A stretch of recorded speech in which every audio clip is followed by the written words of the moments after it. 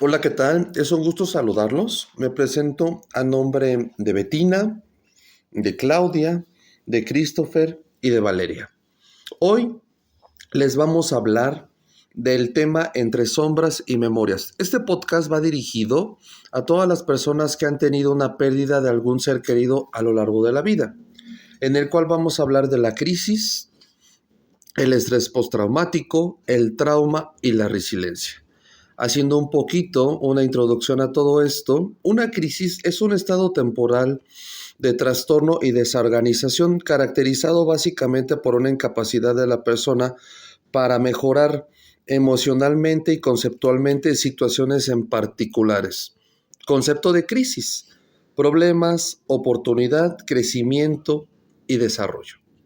El día de hoy tenemos como invitada a Claudia. Ella nos va a hablar acerca de las dos pérdidas que ha tenido a lo largo de la vida. Haciendo otra introducción a este tema, les puedo decir que la crisis que sufrió Claudia, la primera, fue circunstancial por la muerte de su esposo, recordándoles que este tipo de crisis son inesperadas, accidentales y dependen de factores ambientales. Te doy una cordial bienvenida, Claudia, a este podcast y podemos empezar a platicar para ti con la pérdida de tu esposo. Adelante, Claudia. Entre sombras y memorias es el tema que vamos a trabajar en este podcast, en la cual, como se habló previamente, vamos a hablar de pérdida, de la situación de cuando se pierde un familiar, un ser querido repentinamente. Ya como les había dicho, Claudia el día de hoy nos va a compartir parte de sus dos experiencias y nos gustaría que nos comentaras un poco, a grandes rasgos, lo que tú quieras de las situaciones que has vivido. Puedes empezar, Claudia, por favor. Bueno, pues sí, tuve dos experiencias. La primera fue con mi esposo. Esto fue hace unos 5 años. Y yo teníamos 2 años de casados. Este, Estábamos pasando por una etapa en la que estábamos peleando, discutiendo. Habíamos pensado en separación. En este momento que estuvimos en esta etapa había muchas peleas, había muchas discusiones, ya estábamos separados. Cuando nos reuníamos, pues era por peleas para discutir.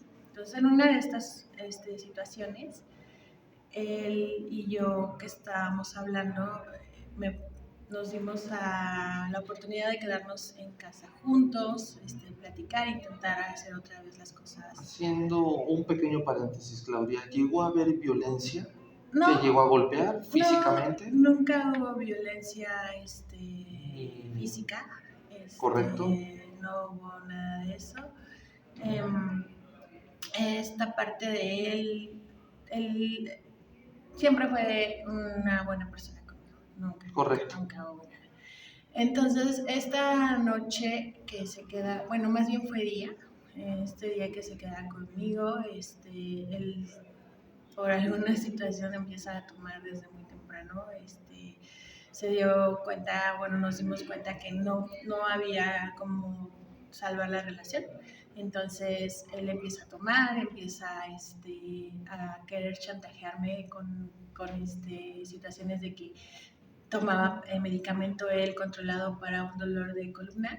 ¿Sabes qué medicamento era?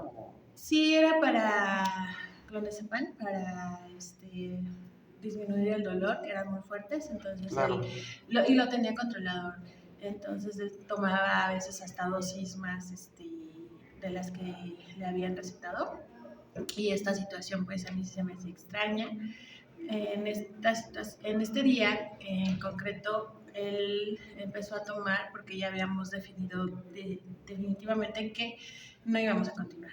Y entonces él empezó a tomar y más, tomaba el medicamento con el alcohol al mismo tiempo.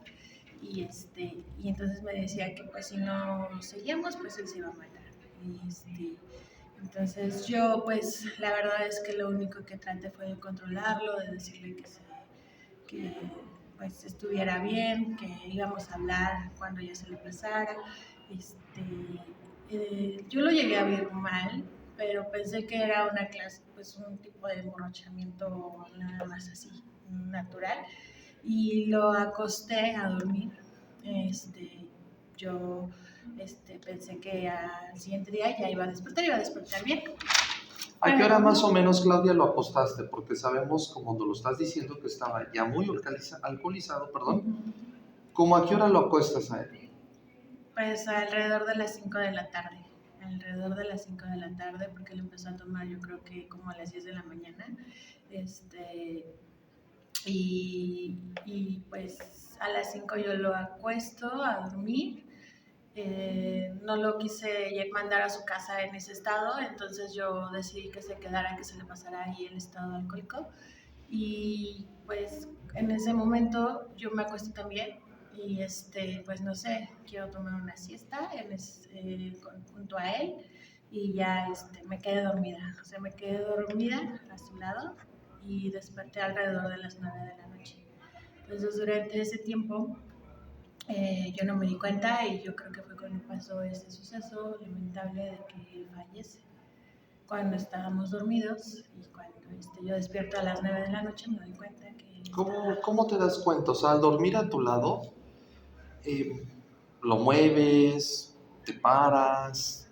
¿En qué sí, momento te das cuenta que él está muerto? despierto y volteo a verlo inmediatamente porque pues era algo que yo sentía como responsabilidad mía al saber que estaba esta persona en ese estado al lado de mi cama.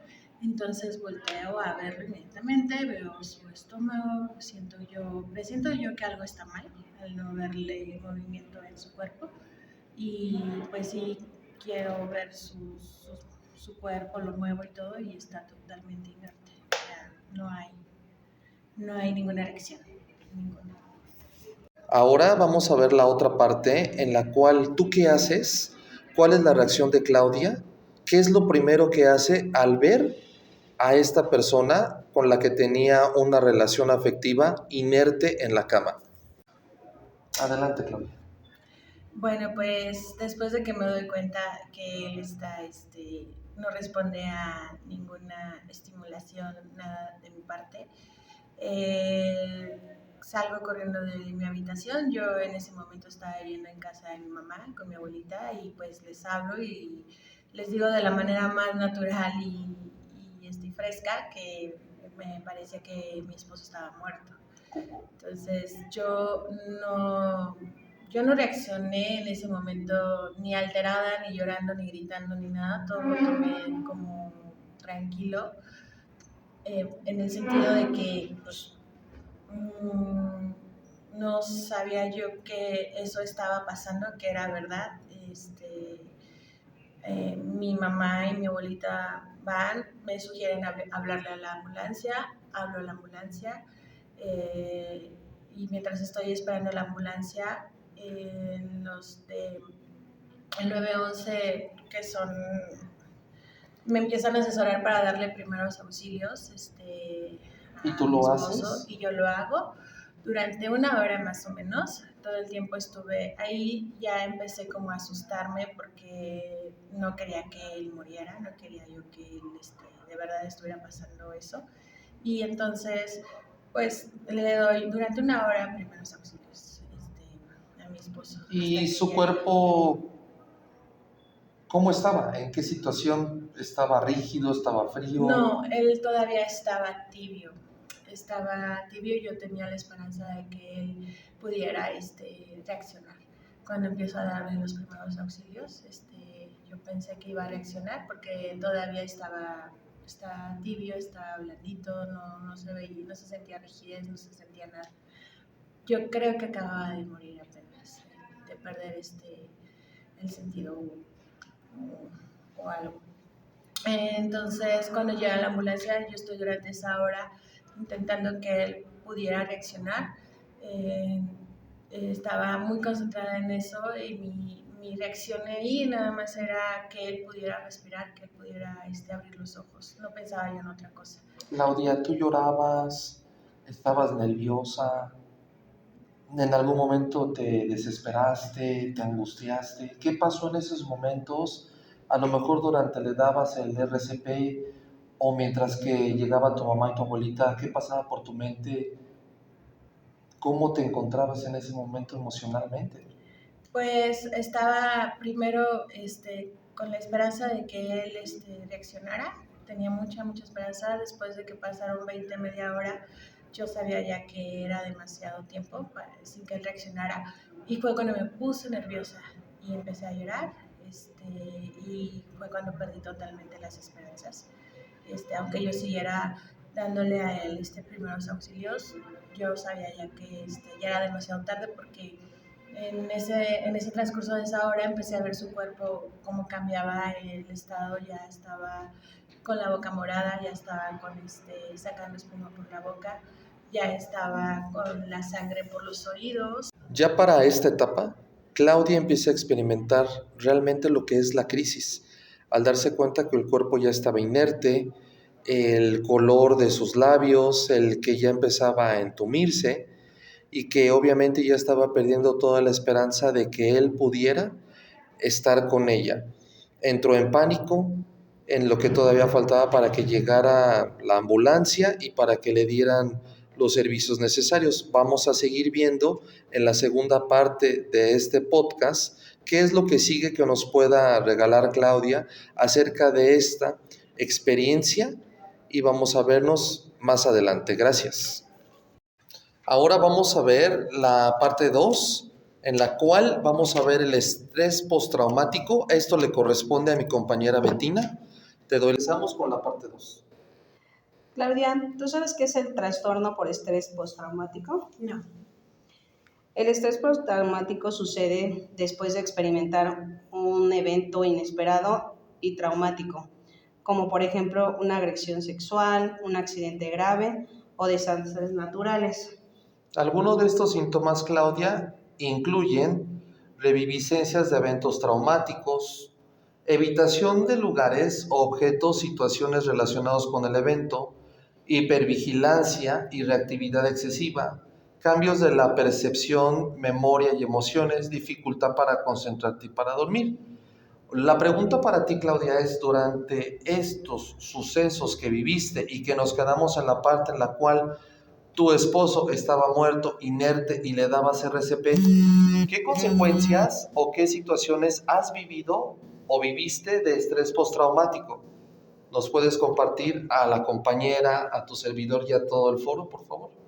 Sí, pues después de que esta situación pasó, yo inmediatamente empecé a sentir que no podía dormir, porque obviamente fue un suceso que me pasó cuando yo estaba dormida. Entonces yo relacionaba el hecho de dormirme con algo que va a pasar malo y aparte de todo, pues sí regresaba mucho a mi memoria el hecho de que la situación que viví con él en ese momento. Si yo me dormía, yo recordaba mucho Volvías a vivir el momento. volvía a vivir el momento. Entonces, sí, el sueño no lo podía conciliar. Exactamente. Y también, posterior a eso, me di cuenta que yo me sentía como flotando, como si mi cabeza fuera un globo. Okay. Yo caminaba y iba totalmente distraída en todo momento.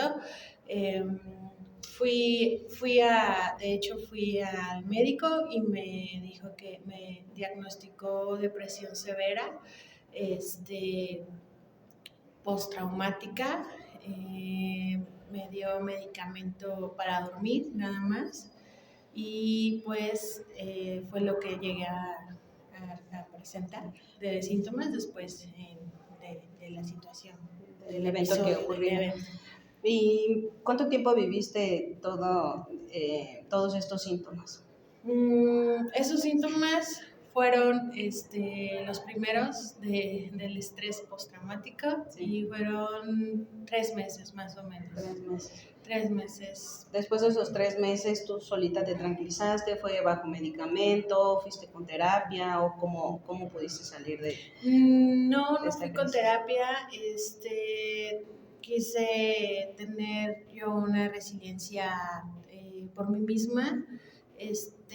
Traté de superar el hecho, pero lo que sí estoy presente y tengo conciencia de eso es que tengo que tomar terapia, he tenido temor de tomar terapia, y pues continúo tomando medicamento para dormir. Ese temor que tienes es de ir a terapia es por volver a vivir lo que ya pasaste. Exactamente, sí tengo mucho temor de revivir el episodio, sí, y pues creo que eso es lo que me detiene a tomar terapia. ¿Crees que en algún momento puedas dejar la dependencia obviamente al medicamento y que puedas llevar tu vida, la llevas normal, pero sin el uso del medicamento? No creo, porque como les comento me cuesta mucho dormir, porque fue un hecho que me dio en ese momento, entonces a la hora de yo dormir siento que va a pasar algo mal, porque si me duermo está mal, de eso me quedo. Antes de los 3 meses que empezaste a tener todos estos síntomas, a partir de la muerte de tu exmarido y que pasaron esos 3 meses, ¿detectaste algún síntoma? No. ¿Detectaste algo? ¿Cómo fue en el momento en el que tú lo entierras? ¿Qué pasó ahí? Pues en el momento en que yo entierro a mi esposo, lo viví muy tranquila, yo no lloré, de hecho yo me arreglé para el velorio, fui muy criticada por esa situación, por familiares de él, y pues yo lo tomé de la manera más natural. El primer día al segundo día de que fue enterrado, y yo no me daba cuenta, o sea, yo sentía que no había pasado nada, sino que hasta el mes fue cuando yo empecé a sentir estos síntomas, sobre todo de ansiedad y de miedo, y de culpa. ¿En algún momento te sentiste, bueno, lo acabas de decir, ya después te sentiste culpable, aunque sabemos en la parte 1 que no tuviste nada que ver, que fue por el consumo del alcohol, más no mezcló con la medicina, pero en algún momento, en algún mes, llegó a pasar eso por tu cabeza de, ¿y si lo hubiera despertado, si lo hubiera dicho, si hubiera hecho algo, Claudia? Sí, sí llegó a pasar, si yo no me hubiera dormido, y quizá yo hubiera visto en el momento en el que él empezó a dejar de respirar o tener alguna complicación. En ese momento hubiera reaccionado y lo hubiera levantado, movido o algo, no sé. Esa es mi culpa, haberme dormido. Por eso me cuesta mucho dormir. Al día de hoy, Claudia, si tú ves una película en la cual asemeja la situación que tú viviste, ¿lo vuelves a vivenciar, lo vuelves a sentir, te vuelve a doler? Sí, lo vuelvo a revivir. ¿De qué manera? Supuesto. ¿Con la misma intensidad? Pues sí, me duele. Tengo Flashbacks. Flashback. O sea, cuando tú ves la película, en ese momento te viene el flashback, obviamente, de lo que tú viviste. Acabamos de ver el tema de estrés postraumático con Claudia y las secuelas que pudimos encontrar en ella, basado en este tema, es que no ha podido bloquear el recuerdo de este evento ocurrido. Encontramos que tiene dificultad para dormir y concentrarse, y también nos comenta que no puede dormir acompañado porque siente que le va a pasar lo mismo. Hola, este video es la parte 4 en el cual vamos a hablar de un último tema que es muy importante, que es la parte de la resiliencia, ¿no? ¿Qué es? Bueno, pues es la capacidad de afrontar las adversidades y adaptarse a los cambios que vamos a tener contra temas de algún trauma, y la recuperación, que claro, esta recuperación siempre debe de ser positiva, ¿no? La resiliencia no significa que debemos de ignorar el dolor o las emociones que se presentaron en las circunstancias o en la vivencia que llegamos a tener, sino también es incluirlas, tener la aceptación y poder superarlo y enfrentarnos a las crisis, ya sea sociales, de lo que nos rodea, de la naturaleza o la parte de la catástrofe natural, ¿no? Hola, Clau. Oye, yo tengo una pregunta con respecto al caso que hemos platicado, ¿no? Durante tu proceso de resiliencia, durante el camino de la aceptación, ¿llegaste a tener algún consuelo o fortaleza y lo hallaste en alguna espiritualidad? Llámese una iglesia, alguna creencia que llegaste a tener, o te acercaste a un ser querido. Me refugié totalmente en un ser querido. Fíjate que justo en ese momento estaba conociendo a una persona que ahora es mi pareja y obviamente mi refugio fue totalmente con él. Fue el que me ayudó a entender, en ese momento pues yo sentía que era mi culpa y que pues eso había pasado porque yo me había dormido. Entonces el proceso con él, con su acompañamiento, fue precisamente dejar esa culpa, soltarla y entender que no era, ajá, que no era yo la que tenía la responsabilidad de esa parte, de que él, y aceptar la muerte como algo natural que a él le pasó, por consecuencias de acciones que él hizo y ya así aceptarlo poco a poco, pero me costó mucho tiempo, mucho tiempo. ¿Y como cuánto tiempo, Clau, te costó a ti el aceptar todo este proceso? Yo creo que como un año en aceptarlo, más o menos. En que yo dejara de culparme y en que yo dejara de sentir todo esto, porque hubo mucho ataque de parte de toda su familia, de gente que, pues sí, obviamente saben que murió a tu lado y lo primero que piensan es que tú eres responsable, ¿no? Sí, claro. ¿Esto de hace cuánto pasó? En 2018. En el 2018, hace 5, vamos para 6 años. ¿Y del 2018 acá has buscado algún apoyo psicológico o algo que te ayude a, porque hasta ahora siento como que lo tienes todavía y de alguna manera tienes algún remordimiento? No he buscado apoyo psicológico aún. Sé que lo tengo que hacer, pero me da todavía como miedo buscarlo y tratar el tema para sanarlo en su totalidad.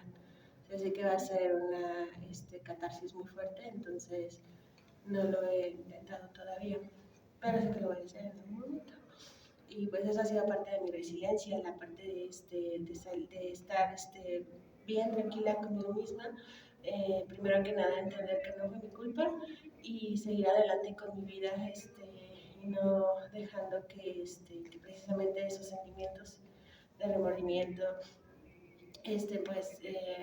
me tengan ahí estancada.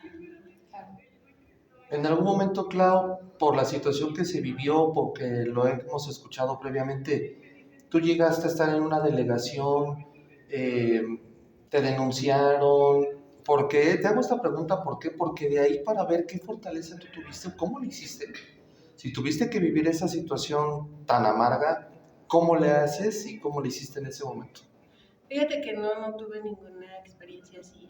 Cuando él murió, llegaron sus familiares y se hicieron cargo de todo. Justamente, pues yo estaba en shock, yo estaba paralizada en ese momento. Entonces, ellos se hicieron cargo de todo y me parece que el médico que dictaminó que fue por muerte de trombosis coronaria, así lo puso y al día siguiente ya lo estábamos velando.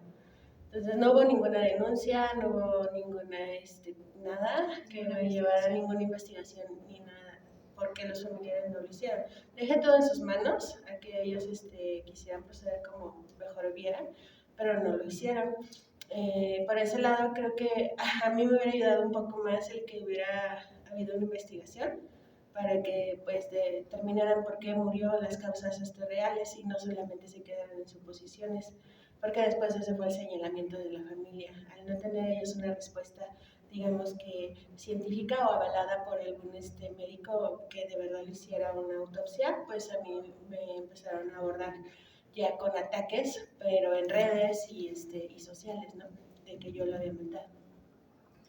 Y durante la primera fase del duelo que llegaste a tener, ¿qué tipo de emociones fue? ¿O te fuiste directo a una segunda fase que fue cuando empezaste a sacar todos los sentimientos que tuviste encontrados? Me fui directa a la segunda fase, donde empecé a sacar todos los sentimientos encontrados. Porque en la primera fase del duelo yo no tenía claro qué estaba pasando. O sea, yo no sentí que había pasado nada, mi vida siguió como si nada. Inmediatamente después seguí con todo normal, todo fue normal. Hasta la segunda fase cuando ya cayó el 20 y fue cuando empecé a tener todos estos síntomas de duelo. ¿Qué es lo que te mantiene de pie, Clau, el día de hoy? Porque ya sabemos que ya han pasado muchos años, ya sabemos en los otros programas que tomas medicamento, que te cuesta trabajo dormir, que hay ciertas secuelas. Hablamos de estrés postraumático, ¿no? Pero, ¿cómo le haces el día de hoy para vivir con estas cosas? Porque también vimos la parte en la que vienen los recuerdos, si viene alguna película. ¿Cómo le haces hoy para vivir o para sobrevivir? No lo sé si vivas o sobrevivas después de esta situación, Clau. Se vive. Obviamente nunca se sanan las heridas, siempre van a estar ahí. Es importante nada más,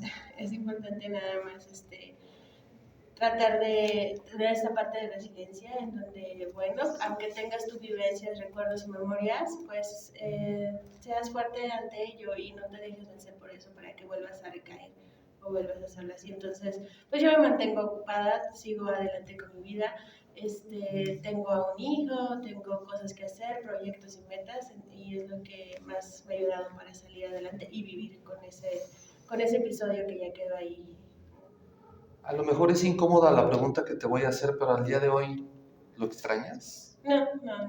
Nunca ha pasado ese sentimiento de extrañarlo. No he tenido nada de eso. Desde que murió no hubo ningún sentimiento así. Perfecto, gracias. ¿Crees que, Claudia, después de esta plática que hemos tenido, tú te sientes como animada a tomar o a llevar a cabo la terapia que comentas, quieres hacer? Sí, me siento animada y cada vez más en busca de ella porque obviamente siento que ya es momento de precisamente liberar bien toda esa carga que tengo. Uh-huh. Es importante que el día de hoy nos demos cuenta de la parte de la resiliencia que Claudia ha adquirido una vida diferente, vive obviamente no con el recuerdo, pero sí con esos sucesos que le traumaron, que obviamente le generaron la crisis, que tuvo que vivir todas estas situaciones para que el día de hoy tenga la fortaleza para salir adelante. De alguna manera nos está compartiendo el cómo es su día a día, qué es lo que hace el día de hoy. Y Claudia, nada más esta pregunta sería, para ti, ¿qué es la fortaleza? Tú como mujer, ¿qué es lo que te mantiene de pie?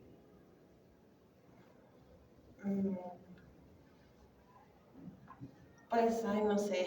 Puede ser tu hijo, puede ser el trabajo, tu pareja que tienes actualmente. La escuela. Pues sí, todo eso que me mantiene de pie es eso, pues seguir viva y aprovechar cada minuto o momento de mi vida y de mi día, haciendo cosas buenas y productivas para mí mismo sobre todo. Y pues ya no. Ok, está bien. Con esta parte concluimos la parte 4 de este podcast. Agradecemos mucho su atención. Gracias. Hola, mi nombre es Christopher León. En parte de este podcast me tocó hablar acerca de los tipos de trauma. Voy a tratar de resumirlo y de dar una breve explicación porque es algo un poco complejo. Los tipos de trauma actualmente se dividen en 3, el cual es el tipo de trauma 1, el tipo de trauma 2 y el trauma mixto. ¿De qué va cada uno? Bueno, pues el tipo de trauma 1 es un evento único, repentino y que normalmente tiene que ver con el ambiente. ¿A qué se refiere esto? Puede ser alguna catástrofe natural, puede ser algún asalto, puede ser alguna violación inclusive. Este tipo de trauma se caracteriza por eso, es un evento único y va más enfocado al entorno y a lo que te puede pasar en el día a día, ¿no? En la Ciudad de México pasa muchísimo en tipo metro con acoso sexual, en tipo calles con asaltos, etc. El siguiente tipo de trauma del que vamos a hablar es el trauma tipo 2. Este trauma es un poco más complejo, ya que como el trauma tipo 1 hay un evento único, pero a diferencia de también hay un evento, aparte del único, repetitivo. Esto pasa muchísimo en los entornos familiares, como por ejemplo niños que sufren de violencia intrafamiliar, ¿no? Familias que difícilmente se separan y el niño está en un, digamos, constante repetición de eventos, perdón. Por último, voy a hablar del trauma mixto. Este trauma es muy parecido al trauma tipo 2. La única diferencia es que tiene consecuencias pues más secuelas más detalladas. Voy a poner un ejemplo.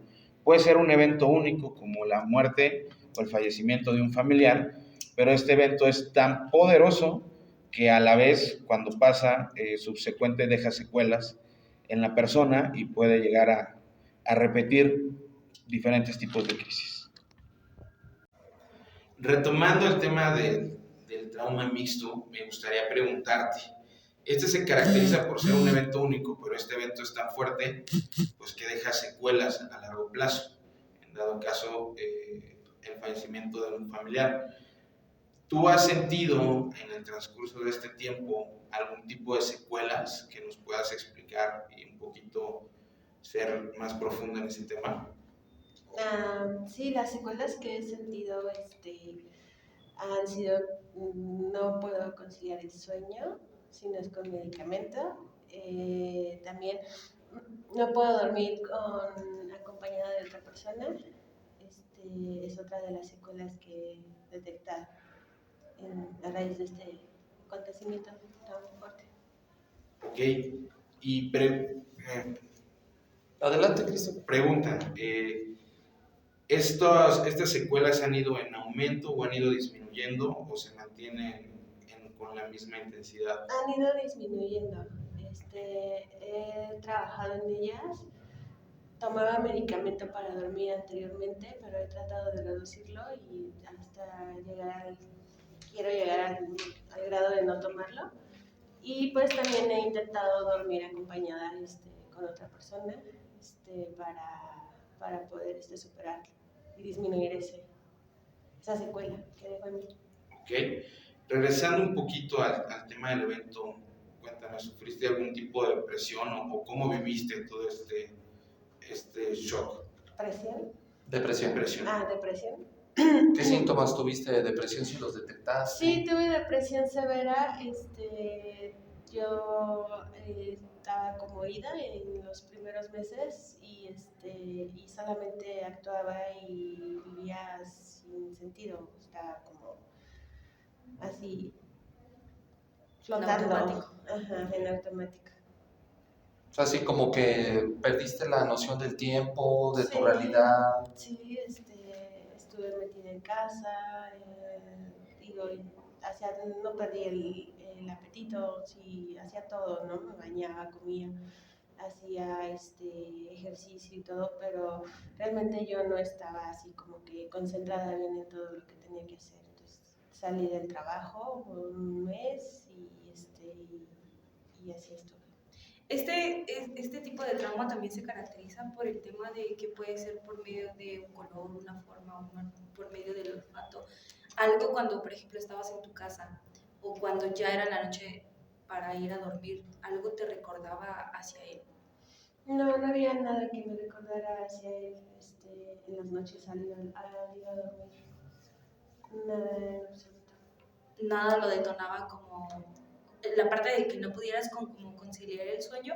¿No crees que se pueda asimilar a la parte de que a lo mejor se guardaba una forma en cuando estabas ahí? O puede ser que tuvieras un objeto que te pudiera como recordar. No hubo ningún objeto, no hubo nada. Y pues realmente como estuve medicada y aún sigo con pastillas para dormir, pues realmente no me he dado cuenta si hay algo que me lo recuerde, o sea, porque me duermo en automático con la medicina, entonces no paso ese proceso. Eso es en la noche, ¿no? Pero en la noche. Durante el transcurso de tu día, no. Me habías comentado que tenías cuando es como la parte del aniversario, había algo que activaba otra vez como esa ansiedad, ¿no? Sí, en las fechas de su aniversario luctuoso, es en donde me acuerdo pues de él y obviamente sí, he tenido ya un ataque de ansiedad en una de las fechas, el día de su aniversario.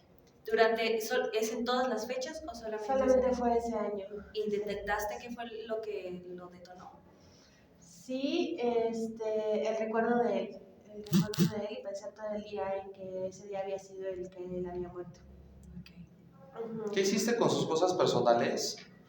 Mm, Obviamente muere ahí en tu casa, en tu cama. Me imagino que tenía cosas personales. Si las tenía, ¿qué les hiciste? ¿En cuánto tiempo las sacaste? Si es que las sacaste, ¿qué hiciste en ese proceso? sí, las saqué, yo creo que al mes cuando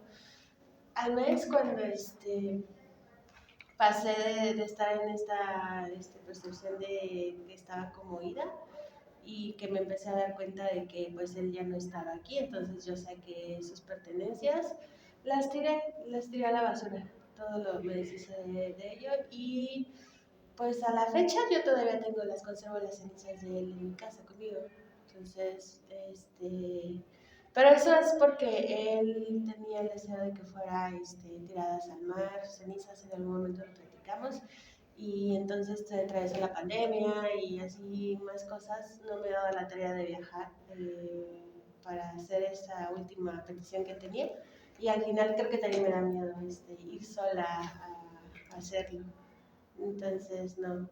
Y de pertenencia solo tengo a él sus cenizas. ¿Y crees que cuando hagas la parte de tirar bueno, más bien como esparcir sus cenizas, crees que haya superado ya esa etapa? Creo yo que sí, cuando lo haga es porque lo voy a tener ya superada. En estos días que te hemos estado haciendo esta pequeña entrevista y eso, ¿ha causado o ha cambiado algo en ti, tu estado de ánimo? ¿Te has enfermado o has sentido algo en revivir lo que hemos retomado ahorita en esta entrevista? Pues he notado en estos días, bueno, hace 3 días cuando empezamos con la entrevista, justamente por casualidad, pues me enfermé de gripa. No sé si es consecuencia de revivir este hecho, pero sí noté ese cambio. ¿Te has sentido vulnerada?